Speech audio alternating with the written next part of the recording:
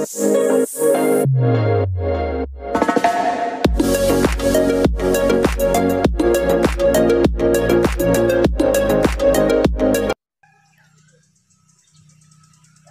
good morning. It's 35 po ng umaga. Andito tayo sa Bulacan, Barangay Paradise. Pupunta natin yung grotto sa taas, si Padre Pio, which is 150 feet of foot paakyat po. So tara po, let's go. Kanina pinunta natin yung chapel dito sa baba, sa may baba. Pangalawa tayo sa nag-log in. Sobrang aga kasi natin, kaya let's go. Pinante natin.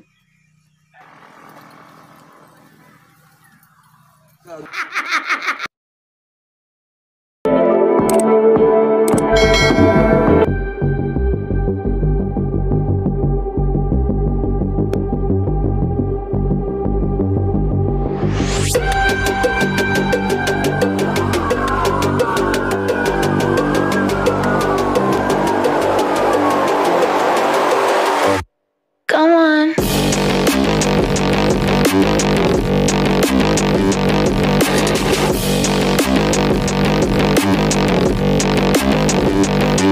Yeah.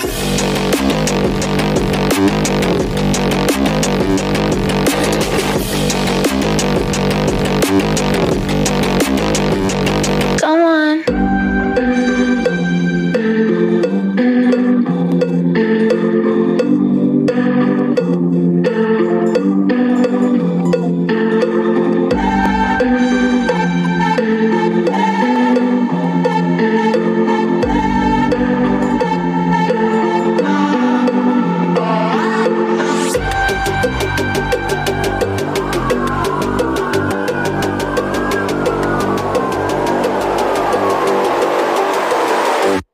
Come on. Ika-12 ng September, 1918, lumitaw sa kanyang katawan ang 5 sugat ng paghihirap ng ating Panginoon. At nang sa ganyoy, siya ay ang kauna-unahang pari na nagkaroon ng istigmata sa kasaysayan ng simbahan. Which means siya yung unang pari na yung pinako si Jesus sa krus. Nagkaroon siya ng ganun po. And yun nga, nagtuloy-tuloy na yung mga milagro kay Padre Pio.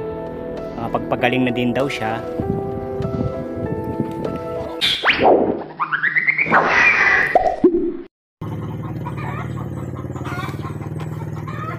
So yun po, bago tayo pumasok, kailangan muna nating mag-login. Ayan po siya. Magla-login tayo.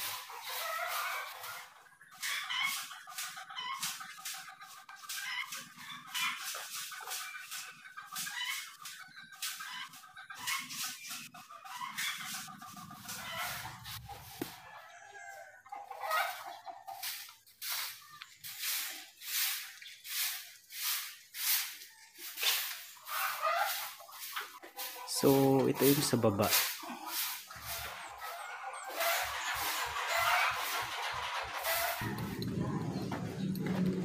Gusto ko lang pong liwanagin sa lahat. Ang mga santo ay hindi natin sinasamba sa pamamagitan kasi na buhay ng mga santo, binigyan tayo ng pag-asa ng Diyos.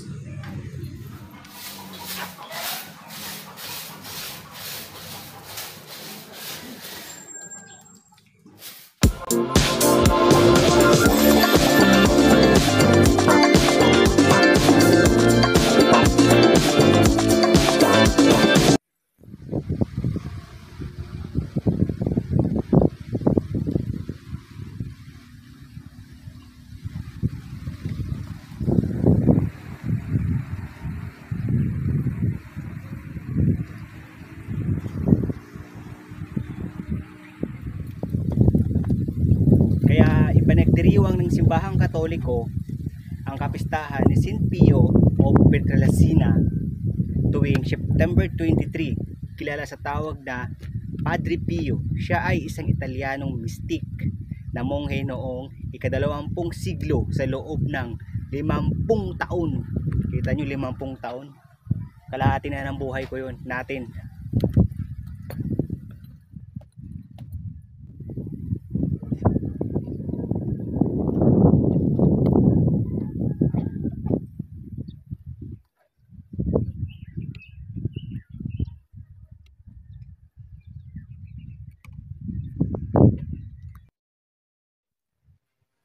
ayun po, perfect po siya sa ongoing na Semana Santa po.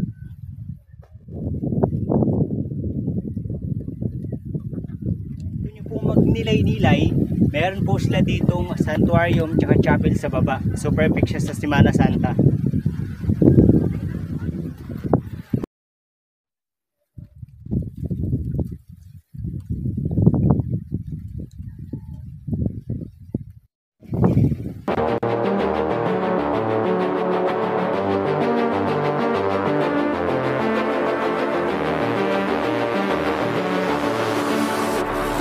In the air tonight, take over your mind, let it hypnotize.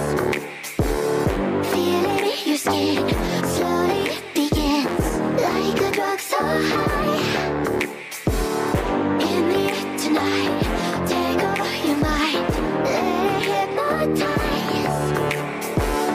Feel it in your skin, slowly it begins, like a drug so high. Dito, perfect photo shot po dito banda. Tingnan niyo po. Dalawang kamay, which is sign of welcome po. Grabe, ang lakas ng hangin.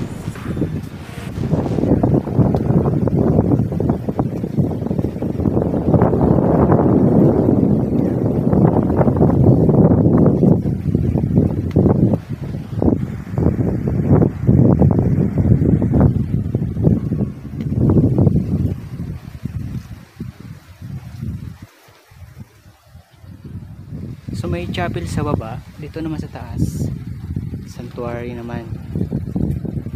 Hindi ko alam sa sanctuary na to kung pwede tayong pumasok na magbi-video, or alam ko sa sanctuary nakapaalang tayo. Kaya natin tanungin kung sino nandito.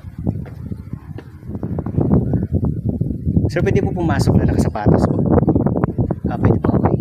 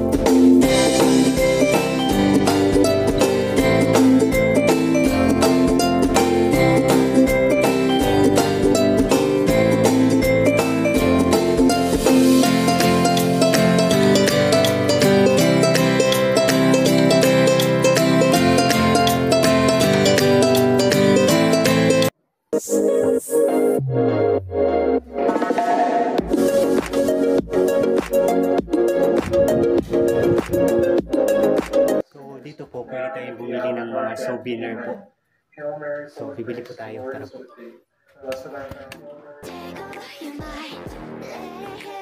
Yung mga rosary po, ma'am.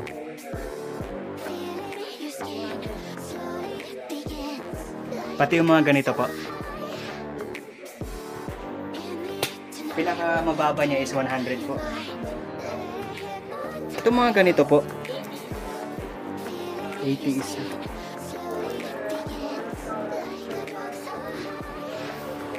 Libre na po to, yung ito. O iba din. 25 isa. Ito yung pambata po.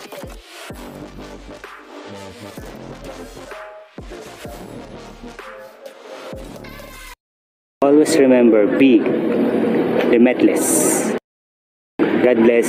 Salamat sa panonood.